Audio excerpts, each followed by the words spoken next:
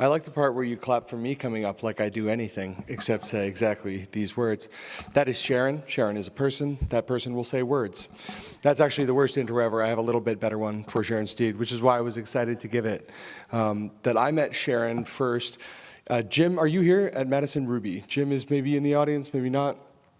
Jim Remzig, who's here at the conference, ran a conference called Madison Ruby, and for many years, very successful and popular conference, and this was very early in my software career, and I went and I saw Sharon speak and was very, very impressed by the content. And I remember having a conversation with you at the time, either then or later when we invited you to speak at another conference at Open Source Bridge in Portland about your career and trying to decide how to turn this skill, this empathy that you have that is amazing, and everyone who meets you can't help but talk about you, that you just kind of see through people, into a career, right? And you have done exactly that. You're an incredibly impressive person, and I'm very proud to know you. So please, a round of applause for Sharon Steed.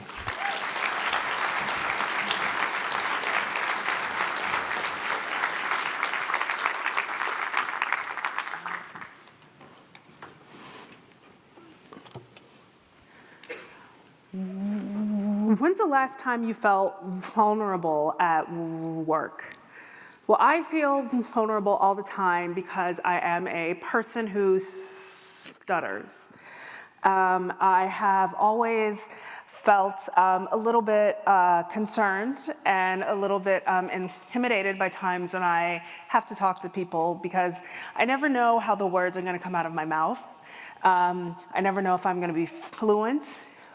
Which I am occasionally, but a lot of the times I'm not. And I never know if people are going to feel uncomfortable every time they hear me talk. I don't know how they're going to react.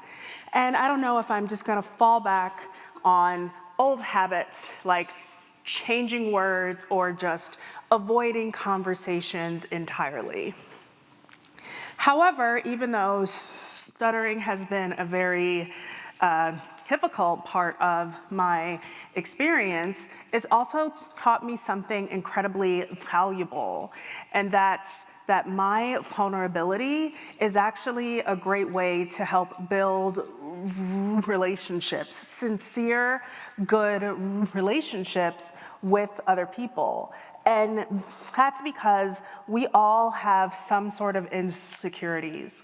We all have some sort of vulnerability. And if vulnerability is the tie that binds us, then empathy is going to be the thread that connects us.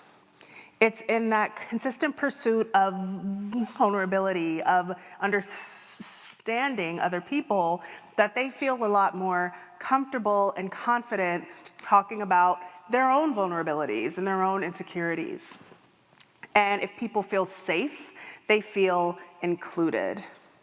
So as we continue to pursue this, vulnerability, it's in that pursuit. It's in that, trying to make people feel safe and trying to make people feel included that we are able to make empathy actionable.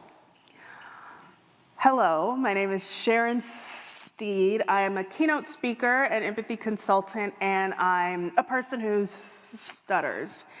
I'm going to talk a lot more about this stuttering aspect as we go on in the talk, but first I'm going to talk a little bit about just my background and my career. I've been a speaker for almost 10 years now. I did my first talk at Madison Ruby, which is coming back in 2024, and that's so incredibly exciting. I know, yay! I have a couple of courses available on LinkedIn. One of them is called Driving Inclusion with Empathy, and the other one is called Communicating with Empathy. Both of them have been incredibly popular, which is really, really cool to know that a lot of people all over the world are as passionate and curious about, truly engaging empathy and being better communicators and being more inclusive. I have worked with a lot of companies and spoken at a lot of conferences over the years. I think I've spoken on like 5 continents and like 20 countries or something absolutely insane. And I like to tell people this because, I really want people to know that this is something that is so valuable to people from all walks of life, right? Everybody sees the value, everybody sees the importance of, having empathy. However, it is kind of a tricky thing to really identify, and it's a hard thing to do. So that is what I'm here to talk about today. That is making empathy actionable.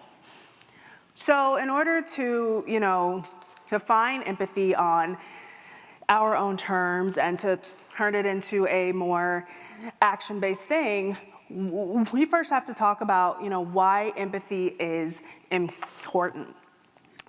So the first reason is that empathy is gonna, drive companies' bottom lines.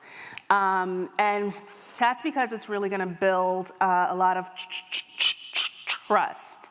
And trust is gonna impact how your teams communicate, collaborate, innovate, and solve problems.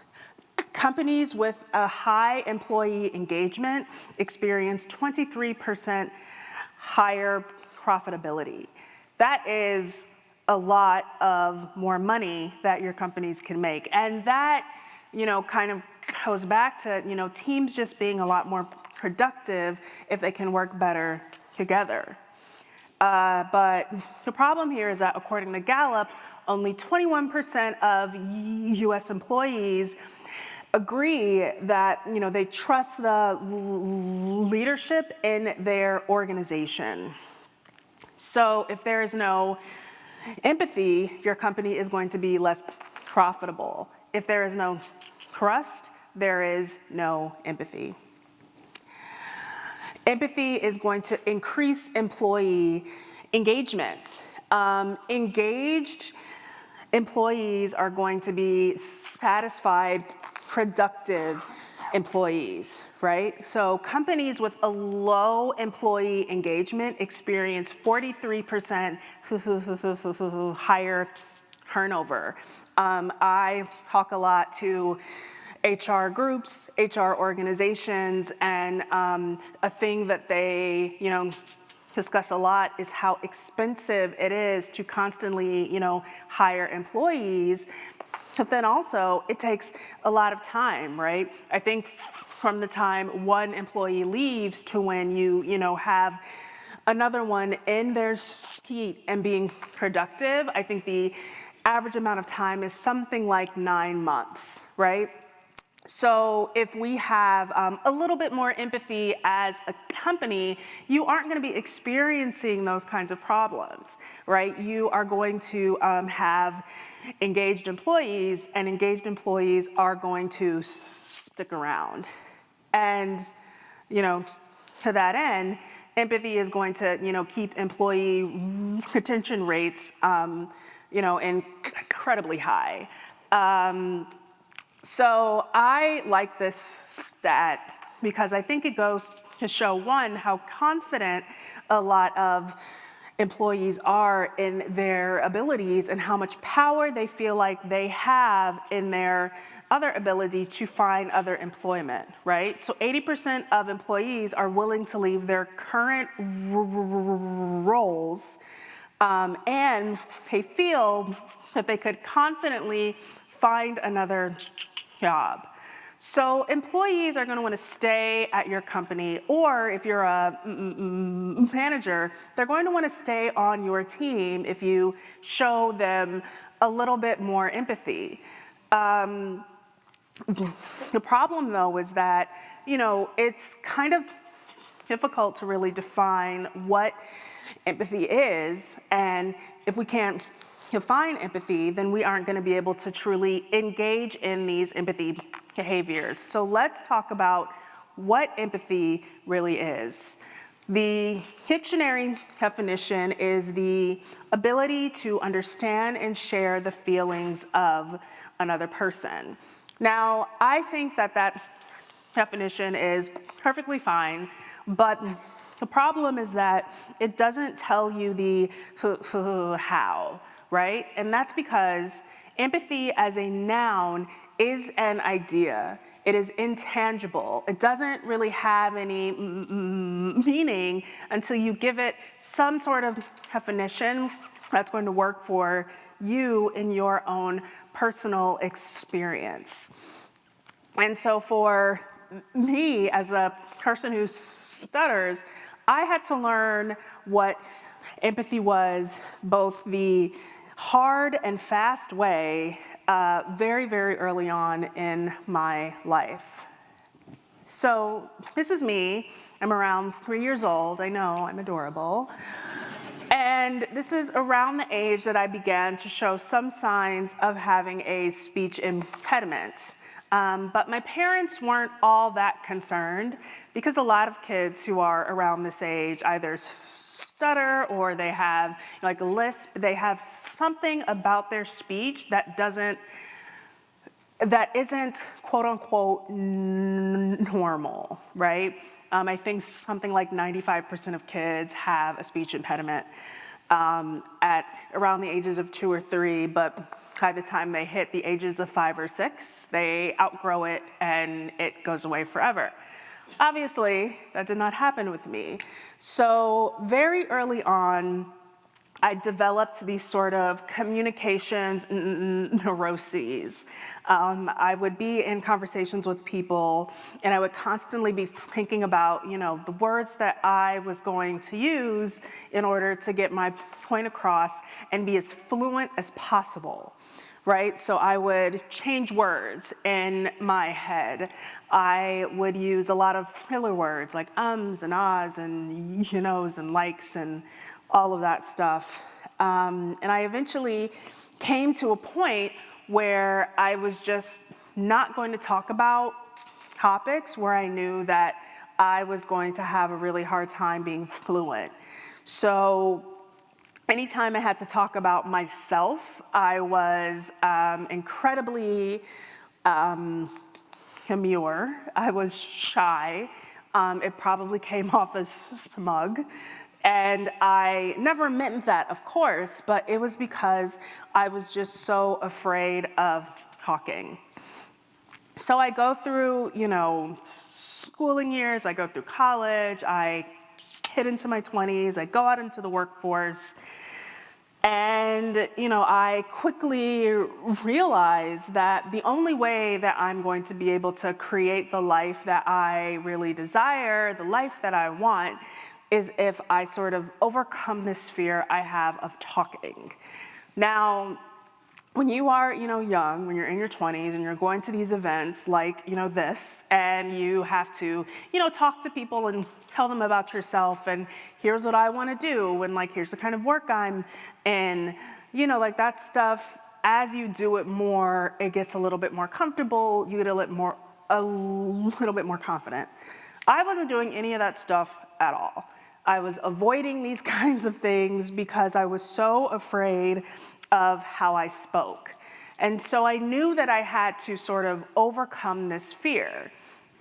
So at the time, I was seeing this speech therapist, and she said, okay, look, I can help you stutter a little bit less, but the only way that, that help is going to work is if you are comfortable with stuttering.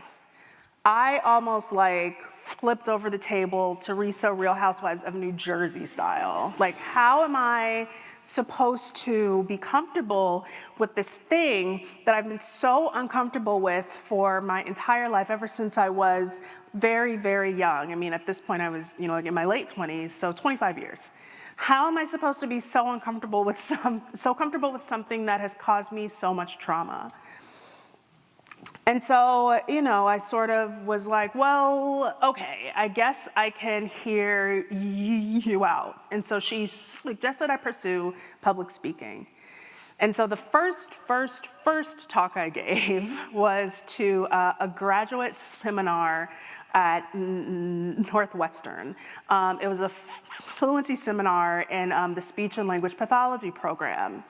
And so my whole, goal there was to go up, tell a few stories, and then run home as quickly as possible and hide under the covers and hope that these people never talk to me again. So I told some stories, I wanted them to understand the sort of emotional component of having this very big insecurity, this very big vulnerability.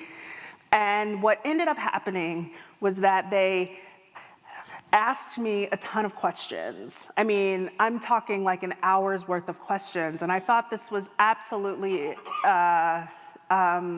fascinating because I had never considered myself to be an articulate person, right? Because I had this very deep-seated insecurity, I felt that impacted my ability to be a good communicator. Does that sound familiar for anybody? And so, I gave another talk. It was an Ignite talk. And for those that aren't familiar, it's 5 minutes. I think you get like 20 slides, and they change every 15 minutes or 15 seconds, right?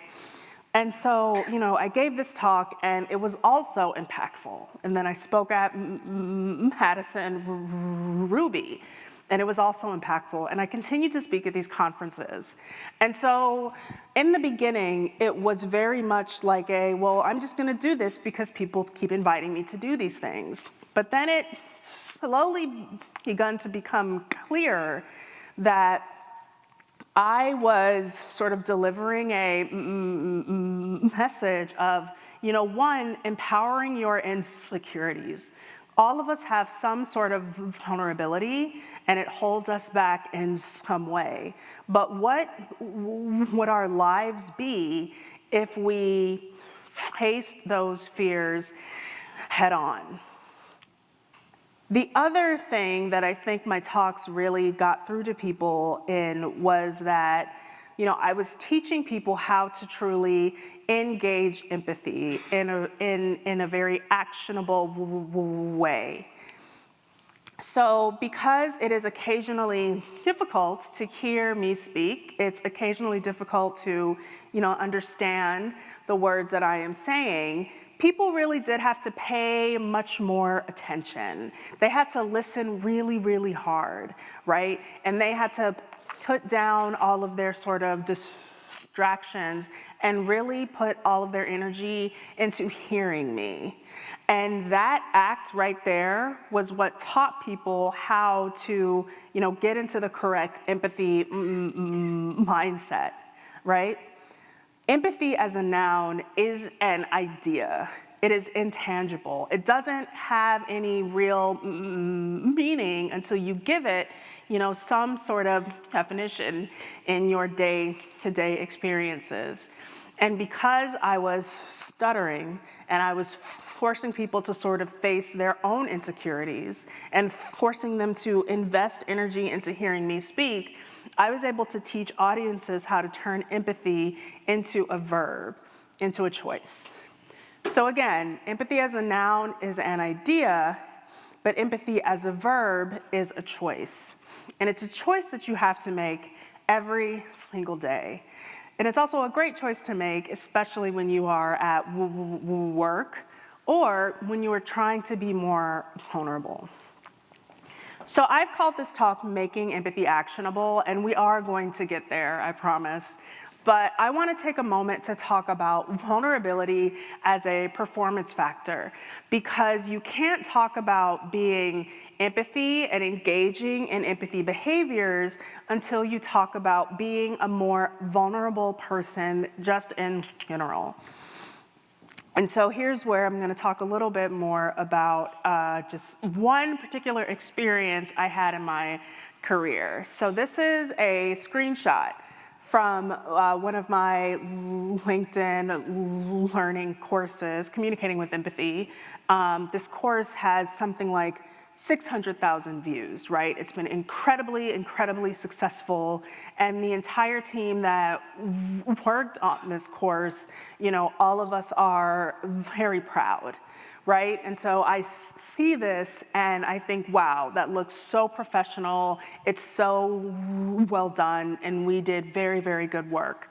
But the process to get here was hell, basically. So when you're working with LinkedIn and creating visual content, they fly you out to their studios, and they're in Carpinteria, California. It's only a couple of hours away from here, actually. It's about an hour and 10 minutes north of LA. And so it's on this amazing coastal town. It's very beachy, very rich. You feel like you're a very important person when you're there. They built this entire studio just for me, just for my course. Again, all of that stuff was not a thing until they brought me on to do a course. They hired a professional makeup artist to make me feel as comfortable and confident as humanly possible on camera. Y'all, I felt like Beyonce, okay? This was my Renaissance era, and I was about to kill this shit. Absolutely. Don't clap yet, didn't happen. And then I saw this. So for those of you that do not know what this is a teleprompter. So how this works is, there's a camera behind there, and you read your scripts, and you're, like reading in the camera. It's great. Unless you are a person who stutters, right? So because I was a stutterer, I was always avoiding having to read out loud. Because I can't change words, right? Like everything on that page is exactly how it's supposed to be said. So all through school, I would dread having to read out loud, like how when you are, in class and you all have to read a paragraph and you go desk by desk, I would be there counting the paragraphs and going over every single word in the paragraph and saying like, okay, like I'm gonna be okay on that one, probably not that one should be okay, that one, oh, we'll see. And so, I always was very afraid of having to read out loud. So when I signed this contract with them, they were like, hey, we're going to, have your scripts on a teleprompter. Is that going to be okay? And I said, yes, absolutely. Did I believe that? For sure. Should I have? Hell no. I was delusional. I was just so excited that this big, massive, important company thought that my work was valuable enough to put it on their platform. So I would have done anything. I would have done anything to make this happen. So I create the content, I write the scripts, I get there, and on day one, we're all just sort of getting comfortable with each other. This is a camera, these are lights, this is a director, this is Sharon, like, how's it going? Are you feeling? I'm like, I'm great, this is amazing, oh my God. And then on day two is when we actually begin to do like the real sort of hardcore, like you need to read these scripts because this is a multi-billion-dollar national corporation, like you need to do your job. And I was going through these scripts and it was terrible. I was stuttering on every syllable of every word. It was one of the more demoralizing experiences of my life. And so in the beginning, this entire team was like, your scripts are amazing. You should turn this into a book and it's gonna make you millions of dollars. You're Beyonce. Like it was amazing. Like they were so excited. But by the end of day two, I was doing so horribly and I was so not fluent that it was just like, well, maybe we could try like an interview style, or like maybe we could find another author to like read your scripts, but like it would be your course still. And so you know, I leave the studio at the end of day 2, and you know, I went to grab some dinner. And so I'm at, you know, this dinner place. It's happy hour, so it's packed, right? I am so upset. This is so embarrassing that I was crying. And not just like a couple of tears. I was like queer eye crying. You've seen those episodes. They destroyed me, every single one of them. I was in a restaurant in happy hour, packed restaurant, sobbing on the phone with my husband. I was crying so hard that the server was actively avoiding me. Do you know how bad it has to be that a server who works for tips is avoiding you? It was terrible. And I was just like, I am a failure because I can't succeed in this environment, right? So I go back to the hotel and crying more, and I'm thinking like, I'm gonna have to give them the advance back, which is extra bad because I already spent it. So what am I gonna do? They're gonna sue me. It was a mess. I was a mess. So I woke up on day 3, and I was like, I have to go back and do this. This is horrible. But as I was going to the studio, it kind of dawned on me, like, okay, the way that this has been done in the past obviously isn't gonna work for me. So how can I be successful in order to make the team successful, you know? So I get there and I say, hey, can I be in the room by myself, right? So they had to redo their entire setup, right? They had to take out the director, they had to take out the producer. It was just me and the camera. And I was able to read the scripts with enough fluency to where they could, you know, have the product on their website. I like to tell this story because it really goes back to, you know, one, having empathy, right?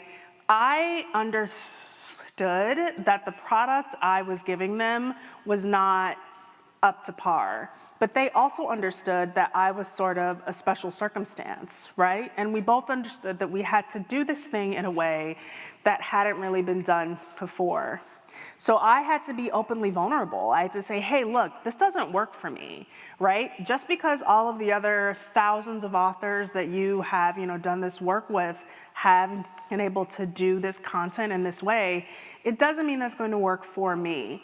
So as a team, we really came together and decided, okay, how can we be successful and also make you feel comfortable enough to create a product that we can actually put on our site. And it was because of that vulnerability as well as that empathy that we were able to, you know, have this happen. Absolutely. So vulnerability at work.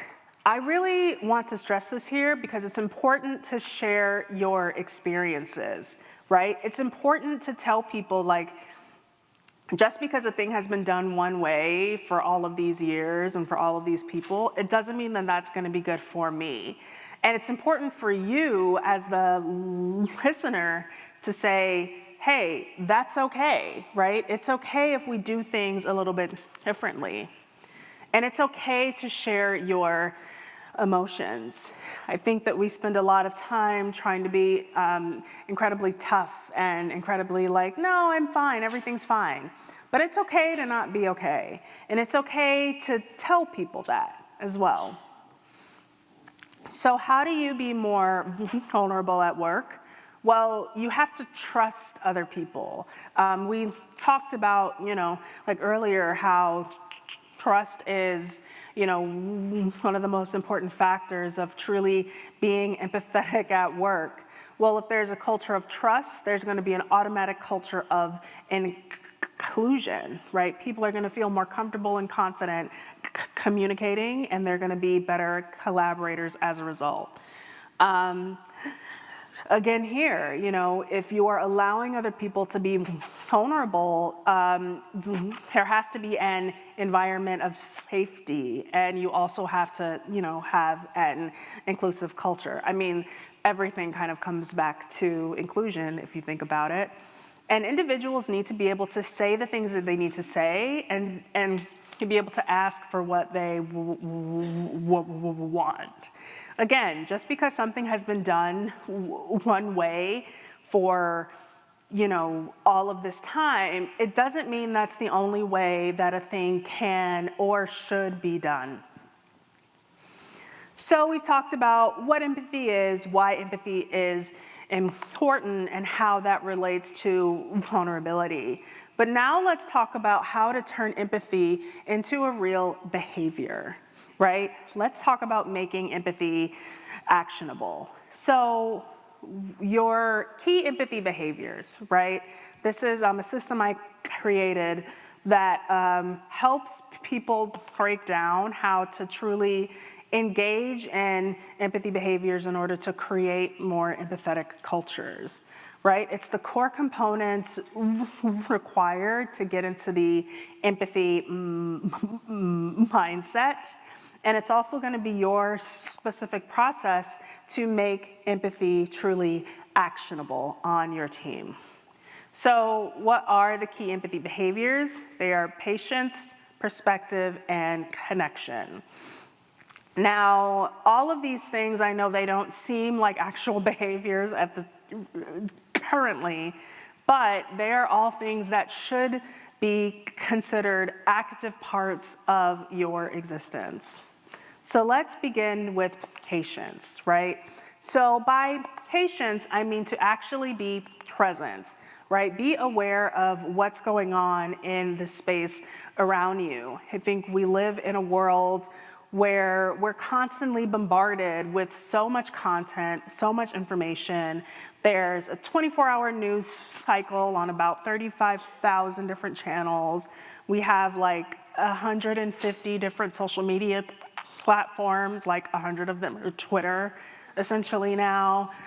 And so we're constantly, there's emails, there's text messages, there's phone calls, there's so many things that we are constantly engaging in that it's really hard to be present in the moment that's right in front of us. So you have to just stop, right? And just focus on what is going on right in front of you. And I know that you know this, but we don't really ever talk about this, right? And we definitely don't do it all that much. So if you have a hard time really paying attention to what's going on in front of you or just being in your current circumstance, I want you to really remember the why, right? It's very easy to sort of get off track in these conversations and forget why we're having that conversation in the first place. So if you keep the why at the center of your interaction, it's going to be a lot easier to sort of keep your attention on the task at hand. So I want you to view patience as a practice, right? So how do you practice patience? The first thing you want to do is acknowledge your biases, okay? We are all biased, every single last one of us. And that's 100% okay. It actually makes us human. The problem is when we use those biases as a way to sort of, to tear other people down, right? Is when we weaponize those biases against entire groups of people. I think a part of the reason why unconscious bias training does not work most of the time is because there isn't a lot of acknowledging that you are biased and that it's okay, but we still have to talk about these things, right? So when we acknowledge our biases, it's the first steps of really combating them and minimizing them, right? I'm biased. I have a lot of things that make me a biased person. I'm from the Midwest. that makes me biased. I'm Black, I'm a woman, I'm tall. I have so many things that make me a biased person. If I keep those things in the forefront, I'm going to be better able to sort of push them to the side when I'm hearing another person's perspective. And then another way to practice patience is to really pay attention to what's going on around you and to what a person is saying to you. Oftentimes, we approach conversations by, us talking and saying words, and then waiting for our turn to talk again. We aren't really hearing other people. So I want you to practice listening to the words other people are saying and really hearing all of the things that they have to say. So the second key empathy behavior is perspective, right? And this is a good time when I like to tell my clients, you don't know everything. You don't have context for why people are behaving the way that they are behaving, right? People could be going through something incredibly difficult at home. They could have a sick child, a sick parent. They could be sick. They could have had a bad commute, right? You don't know everything that's going on in a person's life. So it's a better thing if you don't take everything as personally as you want to. And it's also really important to think before you speak. A lot of the times we don't hear what people say, we hear our opinions of what people are saying. So when you are, hearing a person and you're really listening to them, before you respond, try repeating what they said to you back to them. This is going to give you clarity. And again, it's going to help you sort of keep those biases a little bit down so you can, better see where they are coming from and understand their experiences. So how do you pursue perspective, right? So this is how you are going to turn perspective into a behavior. Again, we are making empathy actionable. Well, you want to examine your assumptions. Because we are all biased, we are going to have assumptions based on those biases. So I want you to really ask yourself where these assumptions are coming from. Why do I feel this way? Do I have, hard evidence of this being true? There is going to be a gap between the things that you assume and the things that are actually true. So you are going to want to try to address that gap. You know what I mean? So, do the best that you can to really, address that gap and to bring it a little bit closer together. That is how you pursue perspective. And then the final key empathy behavior is connection.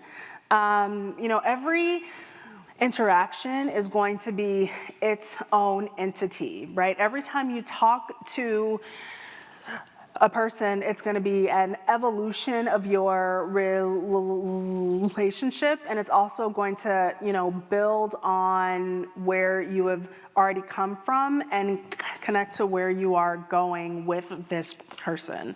So it's very important to speak with intention first and for impact second. When you speak with intention, you are keeping the, important parts of the conversation at the beginning. You are thinking about the why. You are thinking about the facts. And when you are speaking for impact, you are trying to elicit a more emotional response. So it's important, as you are connecting with people, to keep the intention aspect of it first and then the impact second. And I always like to say that this is the beginning, right? Every interaction you have with a person is going to build upon this already existing relationship. So every time you talk, it's another opportunity to further the connection that you are already building with a person. So how do you turn connection into a behavior? How do you connect with others? Well, a great way to do this is to ask questions, right? Ask about people. Try to learn about them. Try to better understand their perspective and their experiences, right? So you want to ask specific questions for feedback, right? Like, have I made you comfortable in this conversation? Have I made you uncomfortable in this conversation? Did you feel heard? How can I make you feel a little bit more heard, right? And then you want to ask open-ended questions for greater understanding. And here's where you are going into the, how questions, right? How can I make you feel more comfortable? How can I make you feel heard? And you're also going to go into the why questions. Why did you feel uncomfortable? Why do you feel this way about blank? And, here's where I like to sort of explain that connection and empathy is really a step beyond just sympathy. I think a lot of people confuse sympathy and empathy, right? Sympathy is a passive emotion. It is, I feel bad for this person, right? And that's it. But with empathy, you are being active. It's, I feel bad for this person, and I want to understand why they feel this way. I want to better understand, where this pain is coming from. And if you want to take it a step beyond empathy, there is compassion. Compassion is when you are acting on that, need to better understand what this person is trying to say to you, right? So sympathy is, I feel bad for this person.